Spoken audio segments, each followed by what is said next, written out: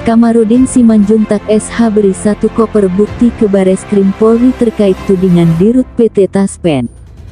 Pemirsa, Kamarudin Simanjuntak SH hadir memenuhi panggilan penyidik Direktorat Tindak Pidana Siber di Tipik Siber Bareskrim Polri terkait laporan Direktur Utama PT Taspen, Antonius Nicholas Stefanus Kosasi.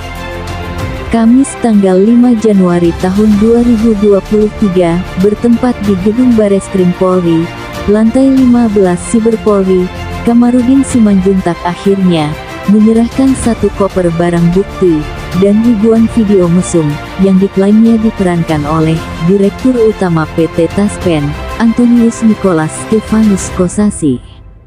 Berikut pernyataan Kamarudin Simanjuntak. Tim Liputan, Kongli Saragi, Kilas Nusantara TV, melaporkan.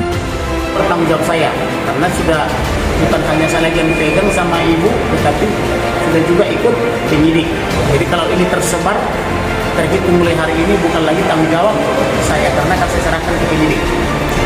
Kemudian, saya juga bawa 1 koper bukti. 1 koper bukti ini berisi transaksi keuangan, di mana Dirut mentransfer uangnya ada sampai 200 juta per hari kepada wanita-wanita lain dan keluarganya yang bukan buktinya.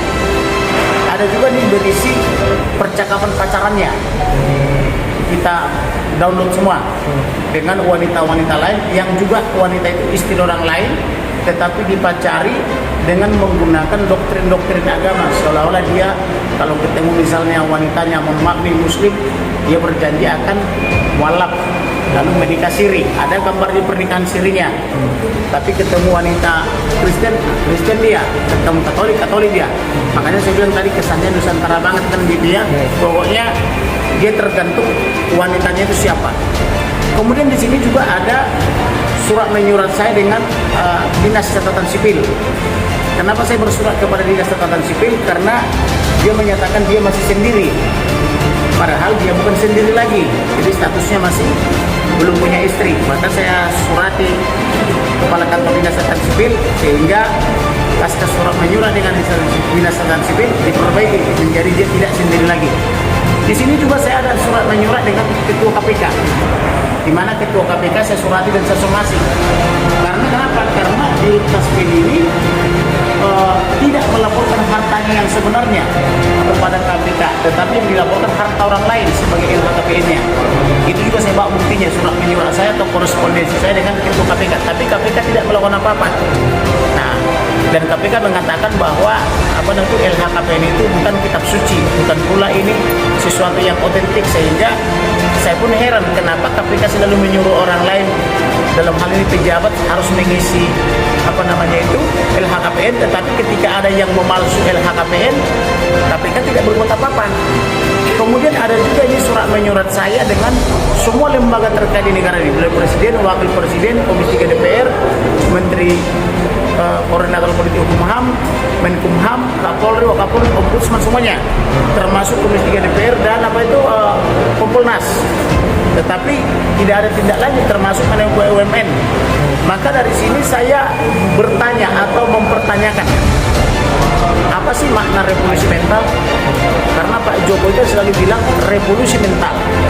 Apakah revolusi mental itu dari mental yang buruk menjadi baik, atau sebaliknya dari yang baik menjadi buruk? Karena ini 1 koper begini bukti sudah saya kirim ke Presiden, tak ada tanggapan. Lalu terkait jargonnya apa itu Menek BUMN? Jargon Menek BUMN adalah akhlak dan moral. Akhlak moral, ya, akhlak ya. Nah, apa sih akhlak atau moral? Saya mempertanyakan kepada seluruh ketua-ketua agama atau pimpinan agama yang ada di Indonesia, ada nama agama, Kristen, Katolik, Muslim, Buddha, Hindu. Apa sih akhlak, apa sih moral? Saya mohon pencerahan kepada yang terhormat seluruh pemuka agama. Apa sih akhlak? Karena ini video porno di sini ribuan, tetapi video porno ini sudah dilaporkan ke Bidung Polri SP3, tidak ditemukan peristiwa pidana. Kemudian di dalam di sini juga saya mewawancarai korban-korbannya yang juga turut pelaku, misalnya wanitanya. Saya tanya, mengapa kau berhubungan seks dengan Dirut Taspen? Oh, waktu itu saya dijanjikan dia akan mualaf segala macam. benar ternyata saya tertipu katanya, maka dilayani. Terus kemudian apakah seorang Katolik bisa nikah siri atau tidak? Karena dia Katolik, tapi nikah siri dengan perempuan Muslim. Ada gambarnya, ada videonya, ada ciumannya, ada ngeseknya. Konten dewasa ya. Apakah ini dibenarkan? Maka saya mohon pencerahan kepada seluruh pemimpin agama yang ada di Indonesia dan 6 agama. Kemudian saya mohon juga pencerahan dari para rohaniawan, para ustadz, para kiai, pendeta, biksu semua. Saya mohon pencerahan karena ini demi Indonesia loh. Saya sudah bilang saya sudah mewakafkan jiwa dan raga saya untuk Indonesia, bahkan darah dan nyawa saya. Saya tidak akan mundur sedikit pun. Maka ini hari ini semua video porno ini akan saya serahkan kepada penyidik Cyber Polri karena saya dipanggil sebagai terlapor. Walaupun saya menjalankan profesi saya sebagai petak dan mengatakan hal yang sebenarnya. Maka saya bilang kepada penyidik, "You berani memanggil saya, ini harus sampai ke pengadilan. Saya tidak mau SP3. Saya mau sampai ke pengadilan biar diadili oleh hakim." Gitu. Jadi itulah kira-kira kedatangan saya pada sore hari ini ke lantai 15 Cyber Polri. Semua saya bawa buktinya, lengkap semua. Transaksi aliran keuangannya ada, wanita-wanitanya disimpan di apartemen ada, pernikahannya secara goib dalam tanda petik. Barangkali saya kurang pintar atau kurang pandai, saya mohon pencerahan daripada pemuka-pemuka agama. Barangkali saya mau nambah perilaku atau tabiat dari suami ibu seperti disampaikan oleh ada bukti kemudian apakah ya memang itu benar agaknya. Mungkin selama ini kan kesannya saya diam ya, saya tidak melakukan apa-apa, tetapi sebenarnya itu saya menunggu itikat baik dari beliau. Siapa tahu bertobat atau bagaimana, tetapi sampai hari ini tidak ada itikat baik sama sekali. Bahkan sampai uang sekolah anak saya pun belum dibayar. Anak saya nyaris hampir tidak sekolah. Cuman satu-satunya bilang. Nah, anak saya cuma satu dengan beliau ya. Nah, jadi saya pikir sebagai seorang ibu saya harus berjuang.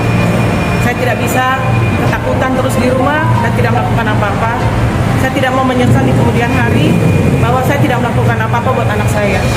Jadi saya keluar hari ini, saya berhadapan dengan siapapun itu untuk memperjuangkan nasib anak saya di masa akan datang. terhadap perilaku atau tabiat dari suami ibu yang tidak punya tanggung jawab? Ini kan seorang pejabat di pada